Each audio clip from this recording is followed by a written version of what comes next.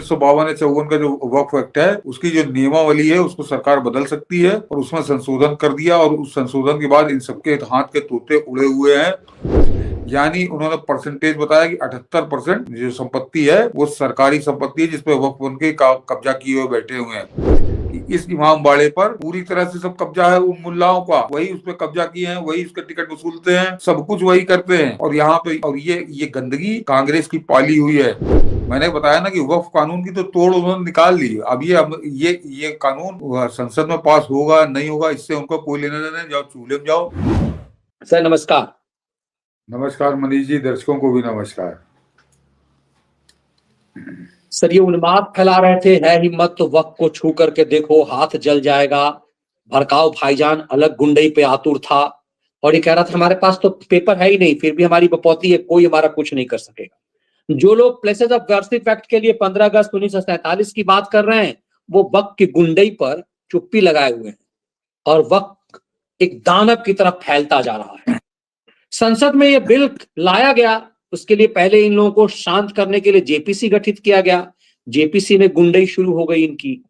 लगा कि आम जो धारणा है, जो आम भारतीय जिनने मोदी को सत्ता में पहुंचाया है वो हताश हो गए कि संसद से बिल पास नहीं हो पाएगा।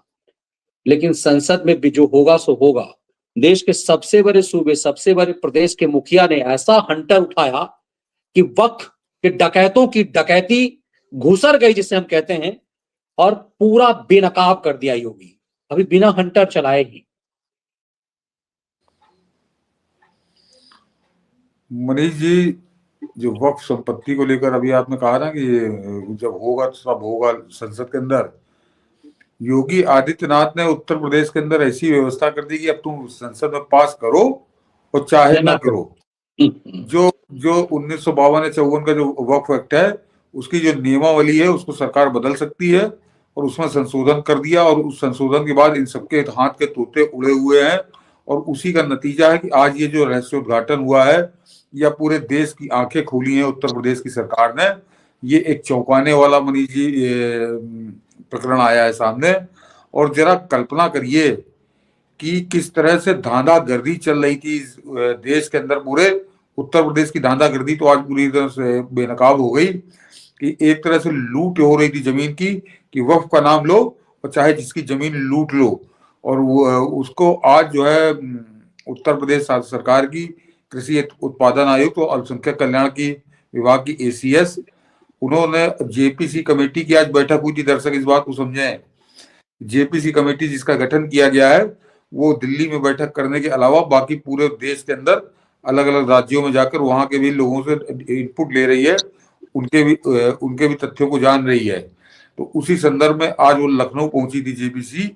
तो जेपीसी के सामने उत्तर प्रदेश सरकार का जो कृषि उत्पादन आयुक्त है और अल्पसंख्यक कल्याण की एसीएस भी हैं, उन्होंने जो कुछ कहा वो चौंकाने वाला है। और अभी मैं बताऊंगा कि उनका कहने का मतलब क्या है और क्या गंभीरता है उस कहने के अंदर। कि उन्होंने बताया कि उत्तर प्रदेश के अंदर कुल 14,000 संपत्तियां हैं वक्फ की और उसमें से 11,000 संपत्तियां सरकार की हैं। यानी उन्होंने परसेंटेज बताया कि 78% जो संपत्ति है वो सरकारी संपत्ति है जिसपे वक्फ उनके कब्जा किए हुए बैठे हुए हैं। और ये बात वो जेपीसी के सामने कह रही थी, कोई पान की दुकान पे नहीं कह रही थी, कोई चुनावी मंच पे नहीं कह रही थी। तो ये जो अभी आपने मनीष जी कहा कि ये हमेशा रोते हैं कि हमारे पास कागज नहीं है। हाँ, ये जब इनकी चोरी करनी होती है, जब डकैती डालनी होती है तो बताते कागज नहीं, इनके कागज इनके खो गए। ये बात तब मान ली जाए मनीष जी जब ये कह रहा हूं कि इनके पास कागज नहीं है और दूसरा जो आदमी दावा कर रहा है उसके पास भी कागज ना हो। जब उत्तर प्रदेश सरकार जेपीसी के सामने जाकर ये बयान दे रही है कि इसमें से 11,000 संपत्तियां हमारी हैं, तो उत्तर प्रदेश सरकार बिना कागज के बयान नहीं दे रही। इसका मतलब उन 11,000 का संपत्तियों का रिकॉर्ड और कागज वो उत्तर प्रदेश सरकार के पास सुरक्षित है। तो तुम उसको कैसे कब्जा किए हुए थे ये आज की बात से बिल्कुल सामने आ गया। और मेरे ख्याल से ये योगी आदित्यनाथ ने इस पर भी मनीष जी एक नया इतिहास रचा है उत्तर हिंदुस्तान ने, कि इतनी बड़ी तादाद में, इतनी बड़ी संख्या में, इतनी बड़ी संपत्ति वक्फ की डकैती जो डाली गई उसका सबसे बड़ा सबूत है ये कि एक साथ इतनी बड़ी डकैती बेनकाब हुई है इनकी।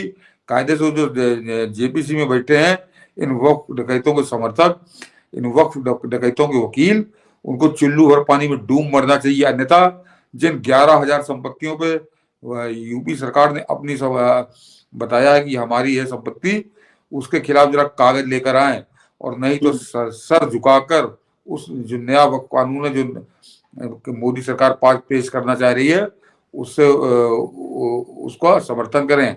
और वैसे भी जो भाजपा शासित राज्य है उनको योगी आदित्यनाथ ने रास्ता दिखा दिया है कि वो ये पास होने दें और चाहे ना होने दें, नियमावली में परिवर्तन करिए और ये जितने वक्फ डकैत हैं ये सब आपके घुटनों के नीचे आएंगे। बिल्कुल, और एक तरह से योगी ने लाइन दिखा दी है कि ये कैसे करना है। मतलब आप तो देखिए कि जहां जहां कई जगह तो ऐसा हुआ कि आप संभल को ये देखिए कि संभल में वक्त की प्रॉपर्टी कह दी गई। शुरुआत तो वहीं से हुआ कि जहां चौकी बन रहा था उसे ही वक्त की संपत्ति इन लोगों ने बता दिया था। खुद ही वो लाला कह रहा है कि ना ना ना ना, ये सरकार की जमीन है। ऐसे तो बहुत सारे लोग हैं जो खुलकर के सामने आ रहे कि खुद ही वो कह रहे कि नहीं नहीं नहीं, ये किस खौफ में ये कहना शुरू कर दिया योगी ने? ऐसा कौन सी दवा दे दी इन सबको? अभी मनीष जी मतलब सरे आम चोरी थी, 70 साल से लगातार आंखों में धूल झोंकी जा रही थी। और उसका मैं छोटा सा रिपोर्ट का हिस्सा पढ़ देता हूँ, दर्शकों को समझ में आ जाएगा कि मामला मामला है क्या। कि 21 जनवरी 2025 को वक्फ संशोधन को लेकर संयुक्त संसदीय समिति की बैठक हुई थी जेपीसी की, जिसमें यूपी सरकार की तरफ से कृषि उत्पादन आयुक्त और अल्पसंख्यक कल्याण विभाग की एसीएस मोनिका गर्ग ने सरकार और अपने विभाग का पक्ष सामने रखा था। बैठक में जेपीसी के सामने मोनिका ने कहा है कि यूपी में वक्फ की करीब 14,000 हेक्टेयर जमीन है, 14,000 हेक्टेयर जमीन है, जिसमें से 11,000 यानी कि 78% जमीन सरकार की है। कौन सी जगह है सरकारी? उन्होंने ये भी कहा कि लखनऊ का बड़ा इमामबाड़ा, जरा गौर करिए मनीष जी, कि लखनऊ का बड़ा इमामबाड़ा, छोटा इमामबाड़ा और अयोध्या में स्थित बहू बेगम का मकबरा भी सरकार का ही है। हालांकि सिया वक्फ बोर्ड ने इसका विरोध किया है। बैठक में मौजूद कई सदस्यों ने भी इसका विरोध किया। वक्फ विधेयक पर गठित संसदीय समिति 24 और 25 जनवरी को प्रस्तावित कानून पर खंड दर खंड विचार भी करेगी। अब जरा सोचिए कि ये मतलब पीढ़ियों से यहाँ पे पढ़ाया जा रहा है कि वो तो नवाब साहब ने बनवाया था, नवाब साहब का था। फिलहाल एक बात तो क्लियर हो गई इस विवाद के आने के बाद कि वो वक्फ का तो नहीं था। और जो सरकार कह रही है वो क्यों कह रही है? सरकार का कहना बिल्कुल जायज है कि इमाम बाड़ा भी ये सब सरकारी है। मनीष जी ये तो अंग्रेजों के समय से ही वो तो अंग्रेजों को कब्जा हो गया, तो अंग्रेजों की संपत्ति थी वो। और अगर ये इसकी बात करें कि मैं इमाम बाड़े की बात कर रहा हूं कि किसी राजा के कब्जा कर लेने से, अगर मान लीजिए नवाबों को लूटा उन्होंने और उसके बाद उनका कब्जा हो गया तो ये उनकी थोड़ी हो गई। तो फिर उसी हिसाब से तुमको भी केवल अंग्रेजों तो क्यों रुकते हो? तुम जरा अपने पिछवाड़े भी चले जाओ कि तुमने जब आके इस पे कब्जा किया था, जब नवाबों ने आके जमीन बनाई थी तो ईरान से लेकर आए थे नवाब। जो जितने नवाब है हिंदुस्तान के वो सब ईरान के, वो सब ईरानी मूल के हैं। उनका इन मुसलमानों मंगोलों से कोई लेना देना नहीं है। ये दर्शक इसको जाने जरा समझें। तो वो ईरान से लेकर तो जमीन आए नहीं थे, यहाँ पे जो मुगल बादशाह कब्जा किया तो उसने उनको जमीन दे दी। वो तो जो सरकार आती है वो संपत्ति सरकार की हो जाती है। मूल बात यह है कि वो वक्फ की नहीं है। 1947 में जब सरकार बदली तो अंग्रेजों से वो भारत सरकार के पास आ गई और वक्फ, उसमें वक्फ कहाँ से कूद पड़ा? क्योंकि वो तो 300 साल पुरानी इमारतें हैं, तो उनमें उसमें वक्फ कहाँ कूद गया? कौन आगे वक्फ कर गया था 250-300 साल पहले? तो वो नवाबों की जमीन है, पुरातत्व विभाग की जमीन है। वो आप जिसे कहना चाहिए आर्कियोलॉजिकल ऑफ इंडिया की, वो उसकी मालिक तो सरकार है। लेकिन आपको ताजुब होगा मनीष जी कि इस इमाम बाड़े पर पूरी तरह से सब कब्जा है उन मुल्लाओं का। वही उस पर कब्जा किए हैं, वही उसके टिकट वसूलते हैं, सब कुछ वही करते हैं। और यहाँ पे और ये गंदगी कांग्रेस की पाली हुई है कि कांग्रेस ने शक्ति के साथ ये आर्कियोलॉजिकल ऑफ इंडिया का ही संपत्ति है, इसको तुम इस तरह से कमाई नहीं कर सकते। लेकिन वो सारी कमाई करते हैं और सारे रूल रेगुलेशन उन्हीं के लागू होते हैं। और पिछले 70 साल से ये जहर कांग्रेस बो के गई है और कांग्रेस किस तरह के कुकर्म करती है, इसका एक और उदाहरण अभी बताता हूँ, पहले जरा इस पे हम लोग बात कर ले। बिल्कुल, ये दूसरा उदाहरण जो है वो कुतुब मीनार को लेकर के है कि कुतुब मीनार के बारे में भी साक्ष्य ये सामने आए कि बपौती जिसको ये बता रहे थे, जबकि कुतुब मीनार क्योंकि दक्षिण दिल्ली में है और मेरा कई बार वहां जाना हुआ, आसपास में ही रहता था शुरुआत के दिनों में, वहां चीख चीख करके वो सबूत और साक्ष्य बताते हैं कैसे वो एक हिंदू मंदिर को डिजाइन उस कर पर दिया तो गया है। उस पर तो आते हैं मनीष जी, जरा कांग्रेसी सरकारों का अंधापन, कांग्रेसी सरकारों का सनातन द्रोह, कांग्रेसी सरकारों का हिंदू द्रोह और कांग्रेसी सरकारों की मुस्लिम परस्ती कैसे आंख में पट्टी बांध के करते थे, इसका उदाहरण है ये प्रकरण।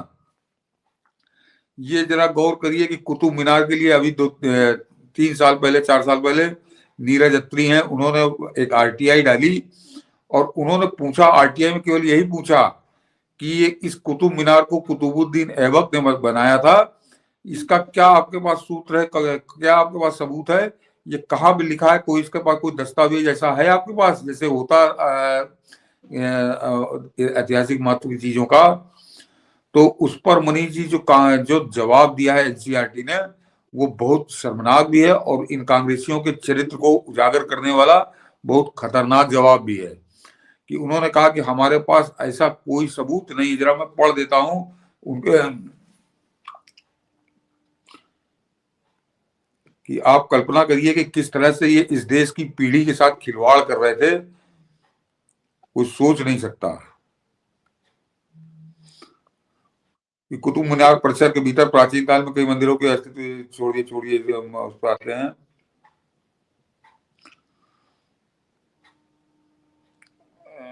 हाँ, 21 नवंबर नीरज अत्री ने इस मामले में 21 नवंबर 2012 में एक आरटीआई दायर की थी। इस पुस्तक में तो पहले ही पाठ्यक्रम में शामिल भारतीय इतिहास की पुस्तकों की पोल खोल चुके हैं। जिस पुस्तक की यहाँ बात हो रही वो एनसीईआरटी की कक्षा 7 की पुस्तक, जिसका नाम आवर पास्ट 2 है। इस पुस्तक के 36वें पेज पर फिगर 2 बताकर कुतुब मीनार का चित्र है और उपयुक्त विवरण वहीं पर बाईं तरफ छपा हुआ है। नीरज अत्री का सवाल कि इस वक्त पर था कि इसे दिल्ली के 2 सुल्तानों कुतुबुद्दीन ऐबक और इल्तुतमिश ने बनवाया। उन्होंने इस मामले में 5 सवाल पूछे कि क्या रिकॉर्ड में ऐसा कोई दस्तावेज या रेफरेंस है जिसके आधार पर यह निष्कर्ष निकाला गया कि कुतुब मीनार को इन्हीं दोनों सुल्तानों ने बनवाया था, अगर हाँ तो कौन सा। इसके जवाब में एनसीईआरटी के आरटीआई सेल द्वारा दिसंबर 11 2012 को दिए गए जवाब में कहा गया, ये दर्शक इसको जरा ध्यान से सुनिए, कि ऐसी कोई सर्टिफाइड कॉपी या दस्तावेज उपलब्ध नहीं है। दूसरा सवाल था कि ऐसा कोई शिलालेख या पुरालेखित सबूत भी है क्या जिससे साबित होता है, इसका जवाब भी ना में मिला। तीसरे सवाल में उन लोगों के नाम मांगे गए थे जिनकी अनुशंसा के बाद पुस्तक के अंश को जोड़ा गया। जरा इसमें देखिए कांग्रेसी साजिश यहां से उजागर होती है। इसके जवाब में बताया गया कि सदस्यों में मुख्य सलाहकार और अध्यक्ष का नाम पाठ पुस्तक में ही दिए गए हैं। उन तथ्यों का निरीक्षण करके इन्हें पास किसने किया, इस प्रश्न का चौथे प्रश्न का जवाब था कि प्रोफेसर मृणाल मिरी की अध्यक्षता वाली नेशनल मॉनिटरिंग कमेटी ने इसे अनुमति प्रदान की, जिसका जिक्र पुस्तक में भी है। अंतिम सवाल था कि इस तथ्य को लेकर कोई नोट्स है क्या। तो अब आप जरा ये समझिए कि डॉक्टर मृणाल मिरी उसने इस तथ्य को शामिल कराया था, कुतुब मीनार को कुतुबुद्दीन ऐबक और इल्तुतमिश ने बनवाया। और मृणाल मिरी मनीष जी कौन है, ये ईसाई है, शिलांग का रहने वाला था और ये कांग्रेस का राज्यसभा सदस्य था। तो ये कांग्रेसियों ने किस तरह से सोची समझी साजिश के तहत झूठ पढ़ाया और पूरी पीढ़ियों को पढ़ाते चले आए कि उस ईसाई जो था, जो कांग्रेसी था, ईसाई था, सोनिया गांधी की जात का था, सोनिया गांधी के धर्म का था और कांग्रेस का राज्यसभा सदस्य रहा 12 साल। उस मृणाल मिरी के कहने से ये गलत सलत इतिहास पढ़ाना शुरू कर दिया गया और उसको अभी चलता रहा। ये अब जब चेंज किया है प्रधानमंत्री मोदी ने, तब संभवतः वो हटा है। तो इस तरह के ये जो आप वक्फ वाला अभी सामने आया जिसको, और हाँ जरा ये मनीष जी आरटीआई का जवाब की चिट्ठी भी है कि वो ये खबर है और साथ में वो चिट्ठी जो अत्री को लिख कर दी थी। ये बेहद महत्वपूर्ण है, ये तो साक्ष्य और सबूत के साथ है और हाँ, उसके बाद भी ये झूठ अब तक जो है वो झूठ प्रसारित किया जा रहा है। उसका 5 जवाब है कि no such certified copies available with the department, no such certified copies available with the department. दो उसके लिए, तीसरे के लिखा कि the list of members chief adviser adviser and the chairperson of the advisory committee for textbook in social sciences for secondary stage is given in the textbook. The textbook was approved by the National Monitoring Committee chaired by Professor Mrinal Miri. This information is also given in forward. Files in the department do not contain any noting in this regard. तो ये इनके पास कोई सबूत नहीं था, कोई तथ्य नहीं था। ये इस तरह का इतिहास पढ़ाते हैं। इस 70 साल कांग्रेसियों ने ऐसे इतिहास पढ़ाया है, ऐसे अपने सांसदों, अपने गुलामों, अपने ईसाई जो सोनिया गांधी के चमचे थे उनसे गढ़वाया, और गढ़वाने के बाद इस देश की पूरी पीढ़ी को पढ़वाया, जिसका कोई मतलब मनीष मतलब जी तो आप। नेहरू काल से साजिश, तो इसका मतलब नेहरू काल से चल रहा है ना ये तो कुतुबुद्दीन ऐबक वाला साजिश।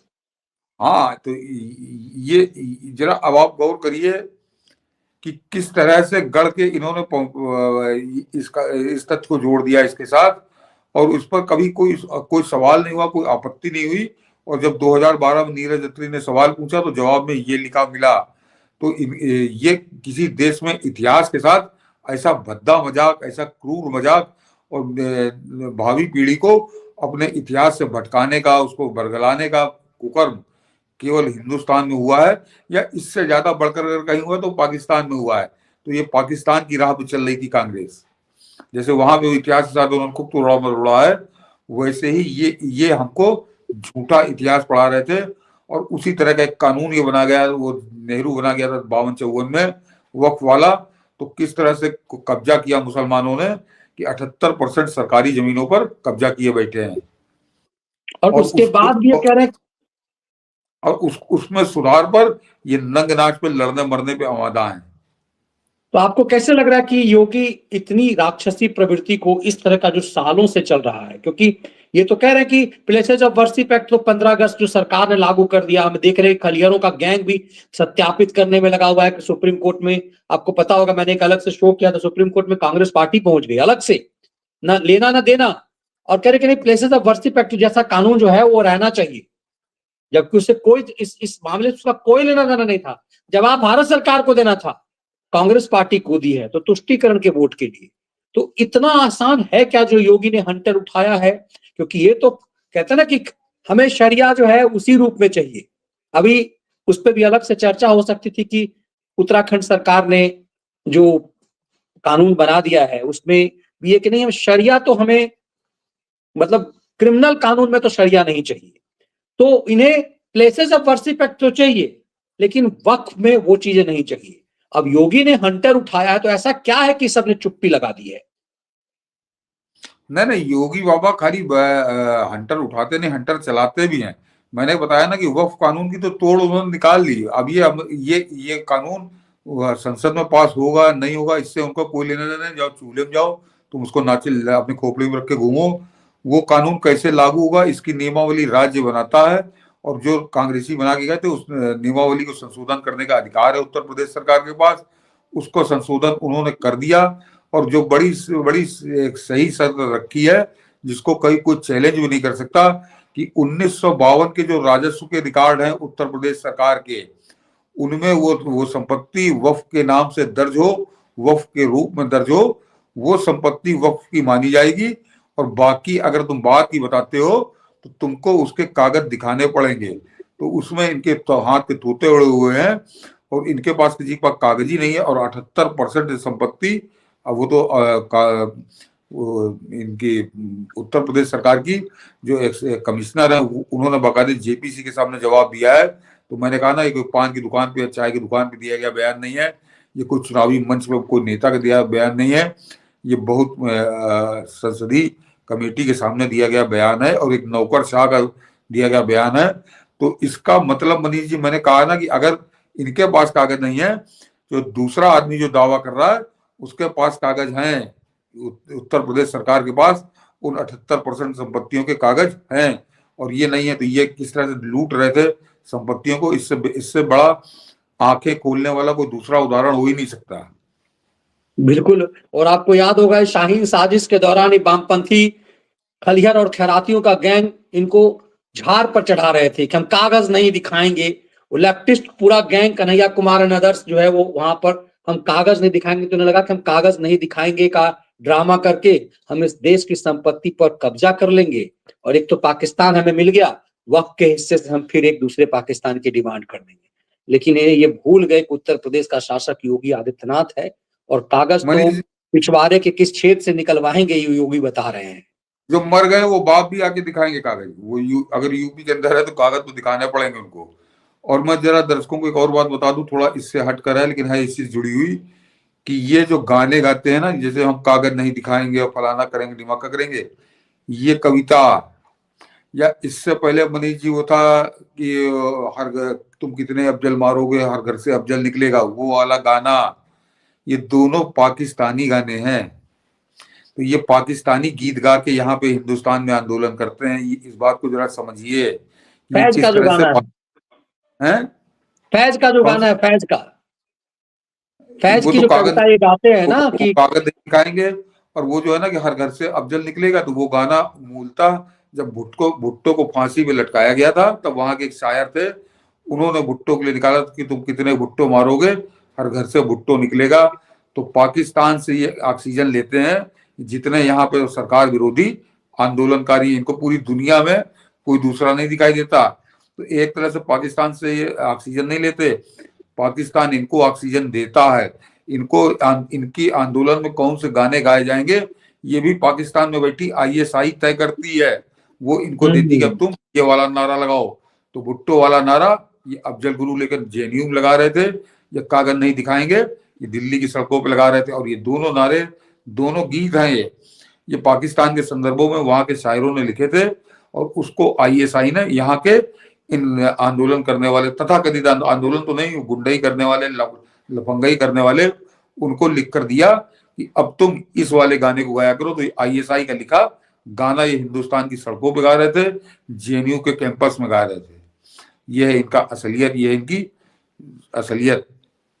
जब योगी ने बता दिया कि कागज तो तुम्हारे बाप को, तुम्हारे 7 पुरखों को भी निकाल करके दिखाने होंगे, और ये दिखाए, ये देखिए वो अब्दुल जो है जिसके लिए कहा जा रहा था कि आजादी से पहले उसकी जमीन थी संभल में, तो उसने परदादा वाला कागज निकाल करके कहा कि ना ये जमीन हमारी नहीं है, ये सरकार की है। तो अब कागज भी वही निकाल करके साबित करेंगे कि हमारी जमीन नहीं है। जरा फ्रॉडिफिकेशन समझिए कि वो अब्दुल जिसका आप जिक्र कर रहे हो उसको पता कि सन 23 से जमीन इसकी, सन 23 में उसके बाप दादा कर गए थे। तो नहीं, वो तो चल जाता मनीष जी, वो फ्रॉड चलता अगर कोई और शासक होता, क्योंकि अरे मुसलमान कह रहा है तो कैसे उससे पूछ लें, उसने कह दिया तो मान लो। कांग्रेसी तो ये कानून बना गए थे वो वाला कि जो मुसलमान ने कह दिया उसको मान लो। योगी आदित्यनाथ ने कहा जरा कागज लेके आओ, जो अगर 23 को तुम्हारे बाप दादा लिख गए थे तो वो कागज दिखाओ। तो कागज कहाँ से दिखाता अब्दुल? तो वो कोई बड़ा ईमानदारी में नहीं बता गया, उसके हाथ पांव फूल गए कि कैसे जवाब दे। तो नहीं उसने नहीं, अब कहा तो हमारे बाप, एफआईआर हो गई है वो 420 का, और उसमें तो कहा जा रहा है कि जियाउर रहमान, बर्क, असउद्दीन ओवैसी सब पर 420। तो इसका मतलब है कि 420 के खौफ में बाकी लोग भी जो है कागज दिखाने की होड़ में लग गए हैं। मतलब कागज कि हमारा है ही नहीं, खुद ही साबित कर रहे हैं कि नहीं नहीं नहीं, नहीं हम तो कागज दिखाएं। अब ये पहले कागज नहीं दिखा रहे थे कि हमारी संपत्ति है, अब कागज नहीं दिखाएंगे कि हम दावा ही नहीं करेंगे। सबसे खास बात यह है कि मनीष जी, अब्दुल ने ये नहीं कहा कि मेरे कागज खो गए या फलाना हो गया। अब्दुल ने कहा कि मेरे बाप दादों की ये है ही नहीं, मेरा इस जमीन से कोई लेना है ही नहीं, ये फर्जी हल्ला मचा रहे हैं। तो वो जो सेकुलर यहाँ पे हिंदू यूपी के थे, वो जो तथाकथित मुसलमानों के ठेकेदार हैं, उन सबके मुंह पर कालिक पोत रहा है अब्दुल का बयान।